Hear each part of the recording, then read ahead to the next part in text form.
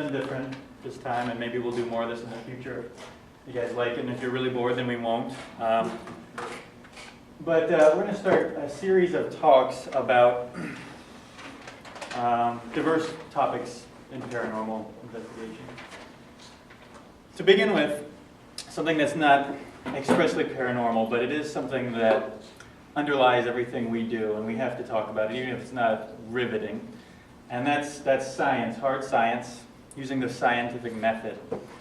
The scientific method, as we know it today, has been evolving and being continuously refined for about 2,000 years. What we first think of as like the beginnings of the scientific method began with Aristotle in ancient Greece. He composed a series of works that are called Organon. Collectively, there's 6 works of logic.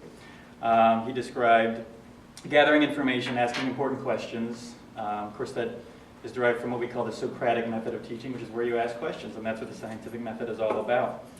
In the 12th and 13th century, a Christian scholar named Roger Bacon, who was called the Doctor Mirabilis. He was a medical doctor, but he was an academic and philosopher, and he further refined. Sorry, my computer just went out with all my notes on it, so I may have to wing it. Well, anyway, so Roger Bacon put forward certain refinements. He was sort of predicating his work again on Aristotle and also on an Arab scholar named Al-Hazan, who had composed a work on optics, but in which he stressed the importance of asking questions, gathering information, testing theories. And then this was further sort of distilled down by Sir Francis Bacon about 300 years later, no relation to Roger. He composed what he called the Novum Organum, which was a direct reference to Aristotle's Organum. I know this is a little oblique and obscure, but it's important because by this time, by the time we come to Sir Francis Bacon, what we think of as the scientific method had effectively become crystallized. And of course, this is that fellow there, that's Roger Bacon. And this is the frontispiece of his work. Here's Aristotle's Organum, 6 books of logic, the frontispiece. These are all hugely significant and important works in Western culture, but to us as investigators of paranormal, they're sort of the cornerstone of what we do. This is Al-Hazan, composer of the work on optics that inspired Roger Bacon. And this is what the scientific method looks like. You probably heard about it in school, and we're all kind of familiar with it, but it doesn't necessarily factor into our daily lives, but it's kind of integral to what we do. So of course you start by asking a question. It comes in stages. You start with making conjectures, hypothesis, becomes your thesis, sort of your main idea. This is, can be anything, obviously. The sun is a giant ball of burning gas, right? And then you have to form tests and test this theory. Some of the conjectures that we in the paranormal field are constantly trying to prove is that either life continues after death, that certain non-physical elements of the human entity reside after death. These are our theories. These are our working conjectures. This can be preceded by what we call characterization. This is where you just sort of gather all the info you need to make sound arguments. You take measurements, collect data, which we obviously do all the time in people's homes and businesses with our EMF meters and things. Definitions. If I say ghost, that might mean one thing to us, something else to you, something else to you. So we have to have precise definitions and clear terminology. And this is all part of characterization when we're still putting together our conjecture. So let's take a hypothesis. We might say that paranormal phenomena is correlated to electromagnetic anomalies. Right? This is a fairly specific, hard scientific thing, and it's something that's kind of at the core of a lot of the stuff that we're investigating. But it's just a thesis. It's not a fact. It's something that we are constantly refining, testing, right? So this is our hypothesis that we've constructed, and then we test it. It's a little hard to conduct experiments regarding the paranormal. There's a lot of variables. But we essentially go out and collect data every time we go to an investigation to support our hypothesis. You check and see, is it working? If it's not, you obviously have to refine, start again. If it does work, you keep moving forward. So you make predictions before you get there. We say, well, if electromagnetic phenomena is correlated to the paranormal, then when we see an apparition, a ghost, we should have a corresponding spike on our electromagnetic meter. These are the sorts of things we do. That's all part of our test. Unfortunately, we rely on what we call heuristics a lot, H-E-U-R-I-S-T-I-C. Heuristics Our sort of working methods, in a perfect world, we'd have a lot more hard facts, a lot more equipment that we can't afford to work with. But a heuristic is sort of a make it work kind of thing. It's a practical method that isn't perfect, but it's sufficient for your immediate goals. Things like making educated guesses, common knowledge, common sense stuff. Then you attempt an experiment just the same way you would in any scientific field. There's blinds and double blinds, right, where you don't necessarily know which variables are what. You have to test these things objectively and without bias. You know, we can't go in saying we really want to find a ghost today, because then we probably will, but it won't mean anything, right? So our methods, rather than, say, physics or something, kind of resemble psychological testing methods. If you were a psychologist, you'd start with what you might call introspective, which is where you sit down with a patient and you ask them, how are you feeling, right? This is sort of stuff that we have to do. We talk to our clients. We might try to make contact with an entity by asking it questions and taking EVP and gauging it. Observational. Obviously, we're constantly making observations, making close notes. We're constantly recording and filming things, and Gizmo has to sort through about 15 to 20 hours of data for every investigation. Correlation studies, right, making comparisons between other things that we can accept as facts. And probably the last key thing to note about the scientific method that we have to constantly take into account, and my mouse went out, is what a philosopher of science, Karl Popper, called falsifiability. This is problematic for the paranormal field. Falsifiability means before you can prove that your hypothesis is correct, there has to be some scenario in which you can prove it's incorrect. Right? If I wanted to prove that God exists, I can't think of a way in which I could prove he doesn't first. It has to be falsifiable, right? One of the common examples they give is, say I go down to Lake Eola today and I see 30 white swans. And so I collect data and I say, well, every swan I see is white, therefore all swans are white. That's true at Lake Eola maybe, right? But if I see one black swan, then that theory becomes obsolete. I have to refine it. This is the stuff we always have to think about. You would effectively be nullifying your argument, what we call the null hypothesis, which is that things just are what they are, ghosts don't exist or whatever. This is what we're trying to prove against. And then once you have all that data, that Gizmo has to sit down and with his headphones in bed at night, right, with his notepad drifting off and then backing up and starting over again, is you have to, we put together statistics, analyze all this stuff. It has to be reproducible. Right? So that's another problem we have. You can't necessarily go into a laboratory and say, all right, on Tuesday, we're going to investigate apparitions. Right? It doesn't necessarily work that way. But it needs to be reproducible. We're looking for testable explanations.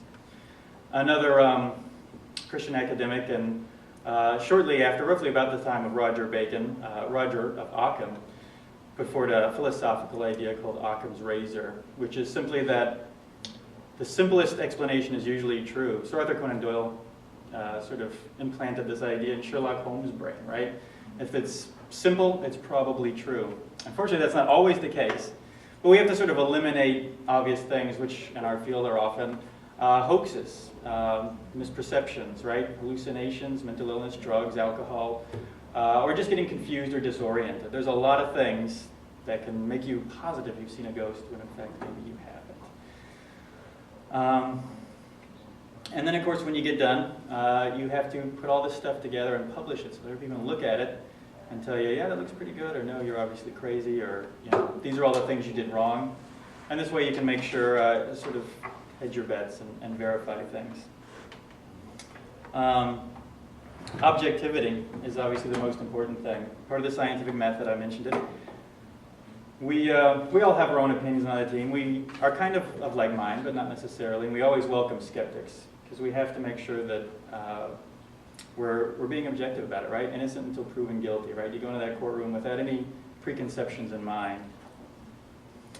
And lastly, we have what's called the demarcation problem. This is the distinction that we sometimes have to draw between what's scientific and what isn't.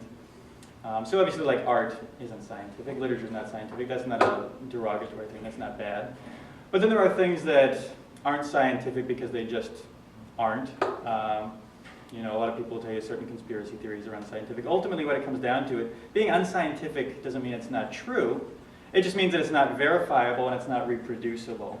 So when people tell you what we do is not scientific, you know, we don't get mad at it. We just look for more proof so that we can tell them they're wrong later. There are plenty of other theories, right? This is the importance of research and publication and peer review. Some people think that the paranormal is a result of electromagnetic fields that can alter our brain. If you get our newsletter, you read a piece earlier this year about Michael Persinger. He's a Ottawa-based psychologist and researcher, and he devised what he called the God helmet. And it's a little bit silly looking. I think I've actually got a picture of it here somewhere. Oh, that's Michael Persinger there. And, oh, that's awkward. Let's see where, oh, this is the God helmet. So it looks like a crash helmet or something. He's put a bunch of diodes on it. And he directed a very narrow electromagnetic field into the temples of test subjects. And sure enough, nearly all of them detected the presence of another being in the room. Sometimes they thought there was somebody who was standing there sort of watching them. Sometimes they detected God. Sometimes they detected the devil.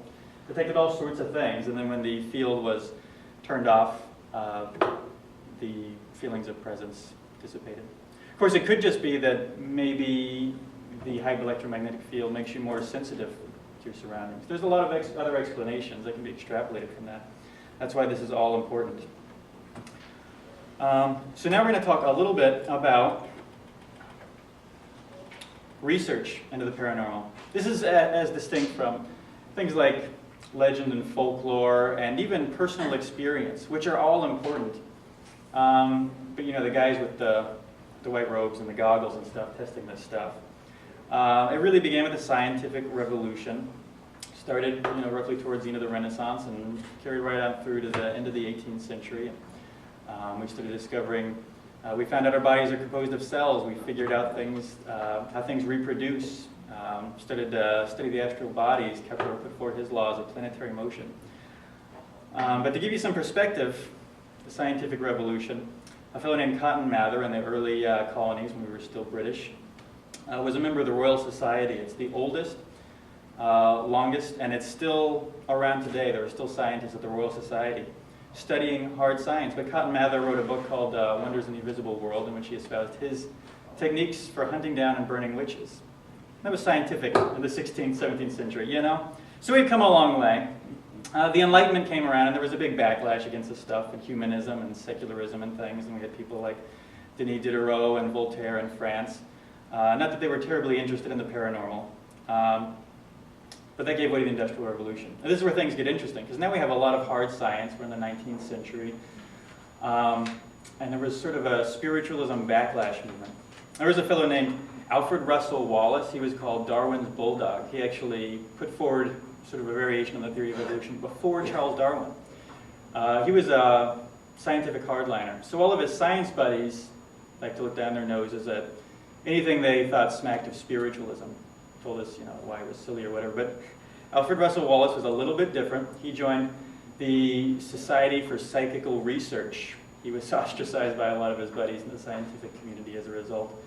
But this was sort of the first serious concerted effort. In London in 1862, something called the Ghost Club was put together. But they were all affirmed believers, and they were sort of looking for proof the way that we do. But the society... Sorry.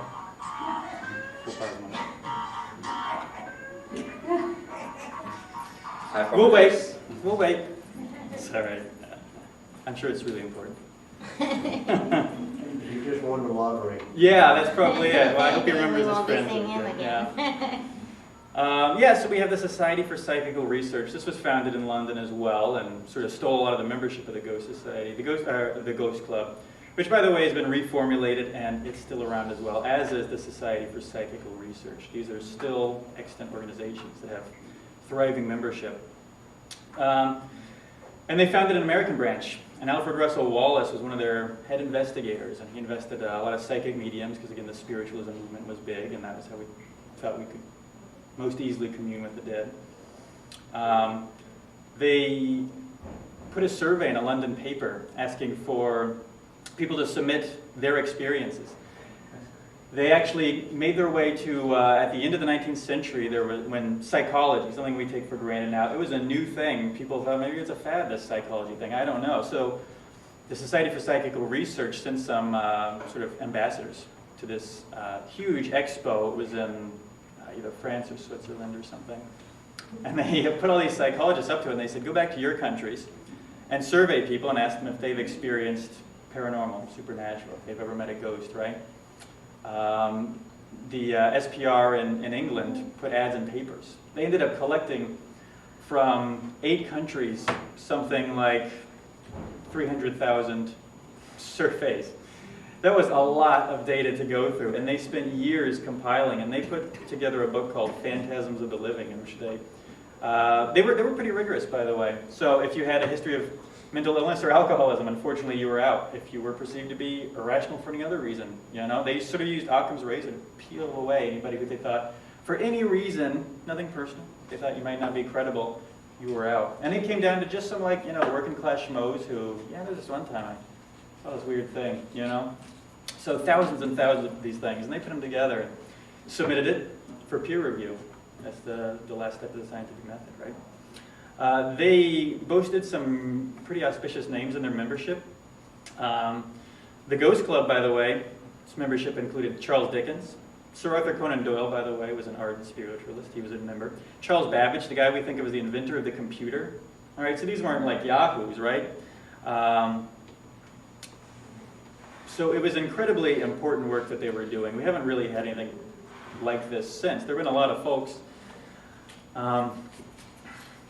But a lot of other organizations sprang up in their wake. There was the College of Psychic Studies. There was a corresponding organization in France. And most of these are still around. So there is actually hard science being done, investigating the paranormal. Our own government and the Soviet government during the Cold War had sort of competing programs, testing psychic ability and various other things. So when people scoff at what we do, we can point to a lot of really smart people, smarter than either us or them, who've been involved in investigating this stuff. Even a British Prime Minister was a member of the American Society for Psychical Research. Henry James, he was an American. He was president of the American Society for Psychical Research for a while, and he wrote Principles of Psychology, which today, if you want a degree in psychology, you've got to read his book. And there's some pretty far out stuff in there about past lives and that sort of thing, but he was highly respected. Got a lot of flack for a lot of the things he said. Another famous guy that you've probably all heard of, Harry Houdini. He wasn't just a magician, escape artist. He was a hardliner. If he smelled anything funny about you, he was coming after you. And he disproved a lot of mediums. He proved a lot of people to be frauds. Famous guy named Harry Price. He was involved with the society, and he investigated a lot of psychic mediums. There was a famous haunting in England called the Borley Rectory, which we got a picture of here. Yeah, this is them. They're still around. They've been in operation for about 140, 50 years now. Wow. Yeah, and so this is Harry Price. He was another investigator. He investigated a lot of psychic mediums, a lot of haunted sites. He was involved with a pretty controversial investigation of the Borley Rectory, this very old clerical building in England. And unfortunately, the evidence is kind of conflicting. It might have been a hoax. So we have to be pretty perspicacious about what we're willing to hang our hat on. You know, Harry Price may either have been duped or may have been trying to dupe us. I don't know. This is Borley Rectory. Pretty spooky looking place. I guess that's not a very good image. Yeah. But it continues today. The Institut Métaphysique International, that's the French organization. They were involved with the SPR. They're still around. This guy, Nander Fodor, highly respected psychologist. People don't like to use the word parapsychologist for respected people, but that's what he was. But he was a skeptic too. He disproved a lot of things, which is fine. We want people weeding out the hacks for us, and so that what we have left we can be a little more sure of. A fellow named Charles Fort, very famous. He wasn't necessarily all about ghosts. He wrote a series of 4 works, the first of which was called Book of the Damned, which in spite of that ominous title is actually just a collection, kind of like the publications of the SPR. He called them the Book of the Damned because these were facts that were damned by science. there was this kickback against the spiritualism of the 19th century, and scientists felt like they just had to like dump all over anything that didn't sound absolutely hard science. And Charles Fort said, this is absurd, you can't like ignore all this stuff. So he composed these 4 books, huge books. They were everything from ghosts, apparitions, poltergeists, to black rain, black snow, red snow, frogs falling from the sky, weird stuff. He actually sort of hypothetically tossed out the idea, what if these anomalous lights in the sky are like spaceships from another world having a battle above the planet? He said, sounds absurd, right? But you can't discount that, and that's the problem with a lot of scientists. You just can't like toss something out without investigating a little further. But science will tell you it has to be falsifiable. Things our government was involved with, MK Ultra Mind Control Project. We've had many investigations to UFOs, Project Blue Book, all these different things. Project Stargate, about astral projection. And of course the Soviet government had their own programs. They were trying to beat us to the punch. All those programs were disbanded. None of them are active today, by the way. When they released Project Blue Book, though, they had blacked out huge portions of it. I guess they thought it was sensitive information. Inquiry into this paranormal continues to this day. There's a lot of awards, some of them as much as $100,000, if you can show affirmative proof of the paranormal or life after death. So if you guys find anything, we'll split it with you 50-50. Right, Gizmo?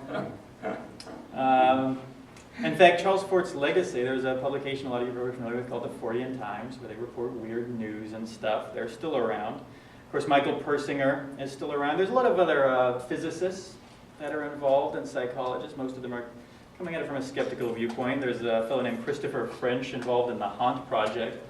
It was a pretty interesting thing. They were testing a lot of different hypotheses, including Michael Persinger's. They put people in this sort of sensory deprivation chamber and blasted them with EM radiation to see if anything happened. Sure enough, some people hallucinated. So then he turned off the EM radiation, and some people still hallucinated.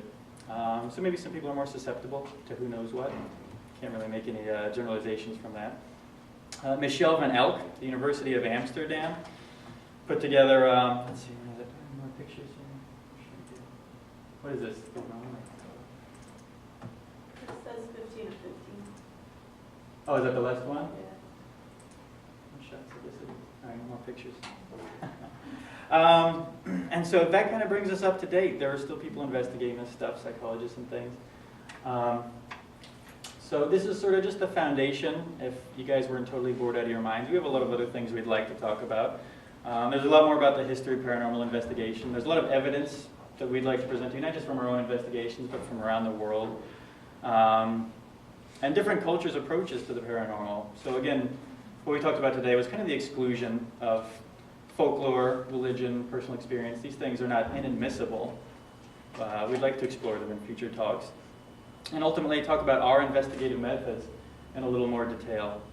And that's about all I got, so everybody looks awake. That's right. That's all I get. Thank you. When I designed the patch